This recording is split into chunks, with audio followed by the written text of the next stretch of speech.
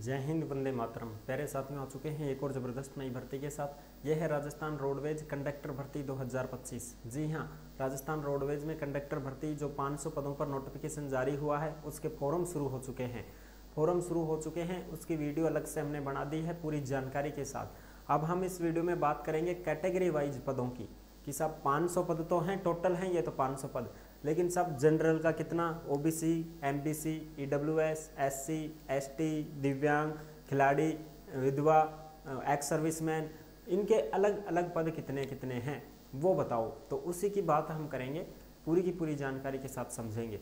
Forum इसके शुरू हो चुके हैं, लास्ट डेट वगैरह क्या है वो भी हम आपको बताएंगे।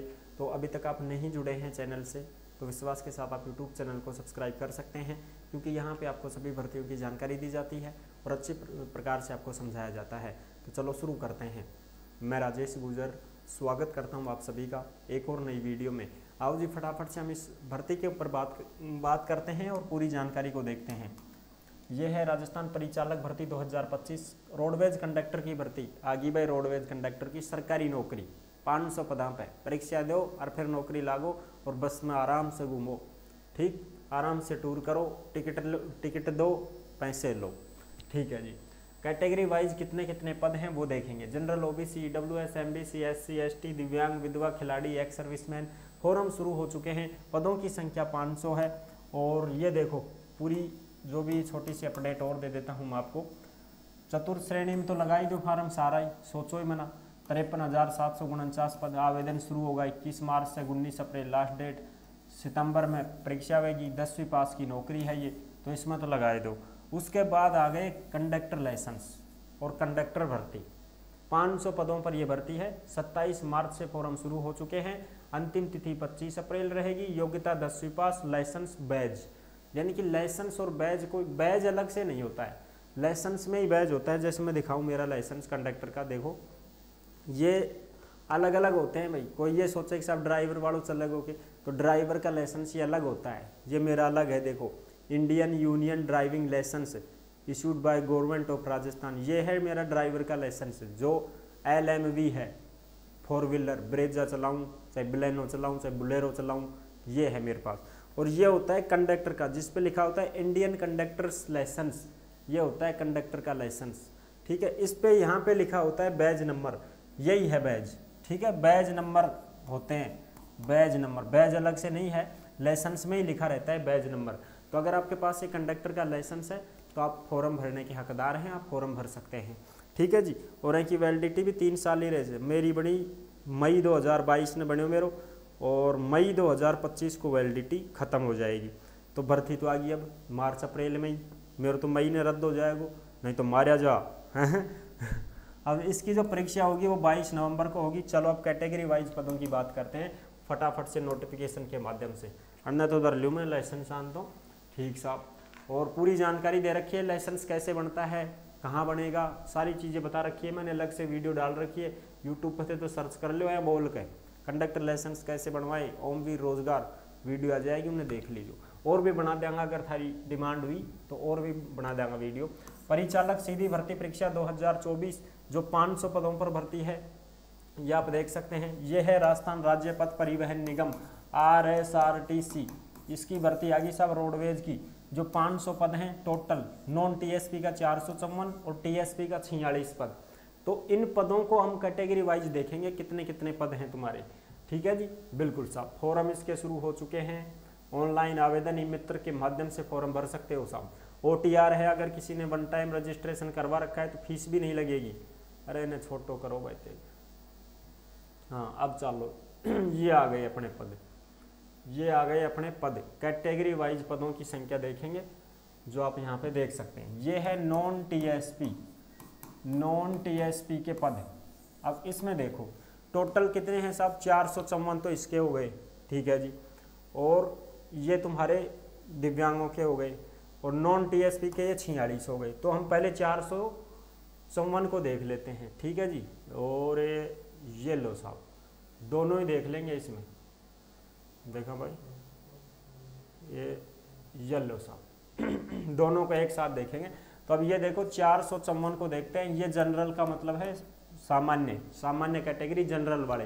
तो जनरल वाले जो पद हैं वो कितने हैं, तो ये सामान्य लिखा है ना, तो ये तो है पुरुष और ये है महिला, तो पुरुष का तो 109, महिला का 31 और विधवा महिला का 12 पद, परित्यक्ता का 3 पद।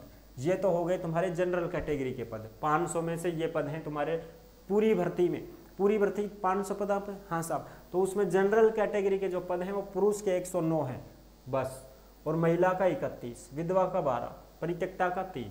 परित्यक्ता मतलब जिसने पति ने जिस पत्नी को छोड़ दिया हो या पत्नी ने जिस पति को छोड़ दिया हो वो परित्यक्ता होते हैं।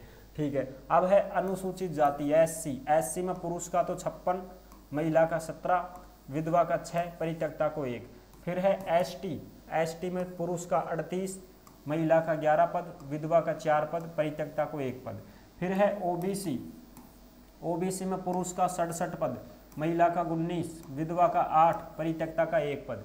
फिर है OBC के बाद में MBC, अति पिछड़ा वर्ग में MBC, और मैं MBC में ही आऊँगा। तो पुरुष का 16 पद, महिला का 5 पद, विधवा को 1 पद, परित्यक्ता का है नहीं। गुजरां का ज़्यादातर है में ही भरेगा बिल्कुल, लेकिन आप फॉर्म भरोगे उसमें कैटेगरी वाइज ऐसे नहीं कर सकते आप कि साहब मेरा तो जनरल में लगाओ, जनरल में 109 में लगाओ, अरे नहीं, उसमें आपका ऐसे नहीं भरा जाएगा कि आपके कौन से कैटेगरी में भरना है। वो तो आपके डॉक्यूमेंट्स लेंगे, उस हिसाब से भरेंगे, वो तो आपका नाम गाम पता भर देंगे। मेरा नाम है राजेश गुजर, तो मेरा नाम लिख के मार्कशीट लगा दी, 10वीं की लाइसेंस लगा दिया, चलो साहब भर गया फॉर्म। ठीक है, उसमें मैं ऐसे नहीं कर सकता कि मेरा तो जनरल में भर भाई, जनरल में ऐसे नहीं भरा जाता है, परीक्षा पास करनी पड़ती है।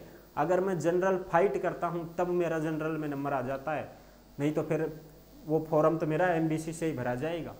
ठीक है ना, इस प्रकार से तो मेरे पद इतने ही हैं। अब अगर मैं जनरल फाइट करता हूं तो फिर मैं जनरल फाइट करके जा सकता हूं यहाँ पे अच्छे नंबर लाके, अन्यथा मैं तो MBC में ही रहूँगा और मेरे 16 ही पद हैं, 16 पदों के लिए ही मुझे लड़ाई लड़नी है साहब। ये चीज़ें होती हैं। अब कोई लड़की कहे साहब MBC की लड़कियों की कितनी सीट है, 5 पद हैं, कितने पद है साहब, 5 ही, बस और के। फिर साहब आए तो क्या करा, फिर करोगा कि तैयारी करो, लागो 5 पदा में। अब ये है EWS के। EWS के देखो, पुरुष के हैं 32, महिला के हैं 9 सीट, विधवा की 4 सीट, और ये हैं 12 जिले की शहरिया 3 पद। तो इस प्रकार से ये पद हो गए 454 तुम्हारे कैटेगरी वाइज पद हो गए साहब ये। ठीक है जी, बिल्कुल साहब। अब इसमें दिव्यांग भी होते हैं, दिव्यांगों के 7 पद हैं, AAVDW, दिव्यांग जनों के 17 पद, 7 नहीं 17 पद हैं दिव्यांग जनों के। ठीक है, टोटल आ गए इसमें दिव्यांग जन, सारे आ गए इसमें, किसी भी प्रकार के दिव्यांग हो, मुख बधिर हो, ठीक है, चाहे वो कोई LD/CV वाले हों, कोई से भी हो, वो सारे इसी में आ गए। अब दिव्यांग जन 17 सीट, और ये विभागीय कर्मचारी के भी 9 सीट हैं भाई, जो विभागीय कर्मचारी होते हैं उनके भी 9 सीटें यहाँ पे दी गई हैं। और ये हैं भूतपूर्व सैनिकों के, जो नॉन TSP के हैं ये सारे। ठीक है ना, नॉन TSP के भूतपूर्व सैनिक में जनरल का जो फौजी भाई हैं, जनरल कैटेगरी के जो भी सेना वाले हैं, रिटायरमेंट हो गए हैं, वो 18 सीट हैं जनरल की, SC की 10, ST की 6, OBC की 11, MBC की 2, ये हैं EWS के 5। इस प्रकार से ये भूतपूर्व सैनिकों की सीटें हैं, ये आराम से फॉर्म भरेंगे। तो ऐसा नहीं है कि ये इन सीटों पे लगाना पड़ेगा, नहीं, इनके डॉक्यूमेंट्स लगाने पड़ते हैं, फिर इनको अलग से छूट मिलती है इसमें कि भाई आपकी सीटें, तो जैसे मान लो MBC में कोई गुजर हुआ, गुजरां का 2 फौजी लगा दिया तो हम 2 ही फौजी लगेंगे, चाहे फॉर्म 200 भरो लगेंगे 2 ही। ठीक है ना, ये चीज़ें होती हैं। अब उत्कृष्ट खिलाड़ियों की सीट है 9, उत्कृष्ट खिलाड़ी चाहे 900 फॉर्म भर दो, लागेगा 9 ही। ठीक है, अब वो 9 कौन लगेंगे, जिनके हाईएस्ट नंबर होंगे वो लगेंगे। तो खिलाड़ियों की 9 सीटें, ये हो गई है अपनी नॉन TSP की बात। कौन सी बात, नॉन TSP की बात हो गई है साहब, इन पदों की बात हो गई है, देख लिए अपन। ठीक है साहब, चलो अब हम बात करते हैं TSP की, अनुसूचित क्षेत्र जिसको TSP बोलते हैं। TSP में देखो टोटल 46 सीट है, बिल्कुल साहब 46 है।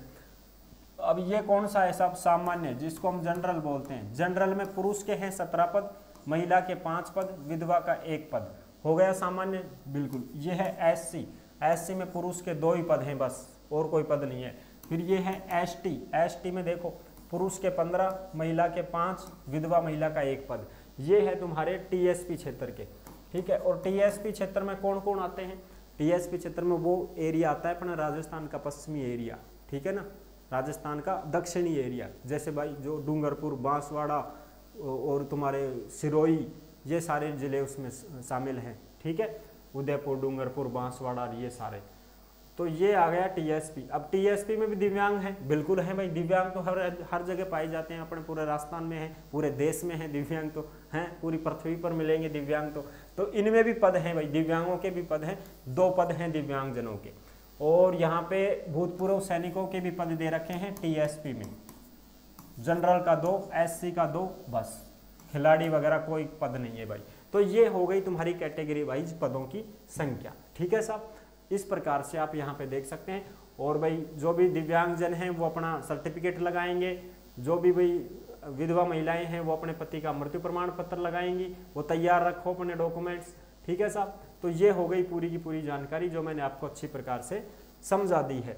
अब हम बात करें कि साहब इसमें जो है योग्यता वगैरह क्या है, तो योग्यता हमने पहले ही बता रखी है कि 10वीं पास है और परिचालक का लाइसेंस और बैज आवश्यक। बैज का मतलब बैज नंबर होते हैं कंडक्टर लाइसेंस में, जो मैंने आपको दिखा दिए हैं। आई होप आप अच्छी प्रकार से समझ गए होंगे, सारी जानकारी क्लियर कर दी है। वीडियो अगर पसंद आई है तो वीडियो को लाइक जरूर कर देना। चैनल पर पहली बार आए हैं तो विश्वास के साथ आप यूट्यूब चैनल को सब्सक्राइब कर सकते हैं, क्योंकि यहाँ पे आपको सभी भर्तियों की जानकारी दी जाती है और अच्छी प्रकार से आपको समझाया जाता है। अगर कोई भी डाउट हो, कुछ पूछना हो तो कमेंट कर दीजिए, बता देंगे, था सारी सॉल्यूशन बता देंगे। ठीक है जी, फिर जुड़ेंगे नेक्स्ट वीडियो में, तब तक के लिए सभी प्यारे साथियों को जय हिंद, जय भारत।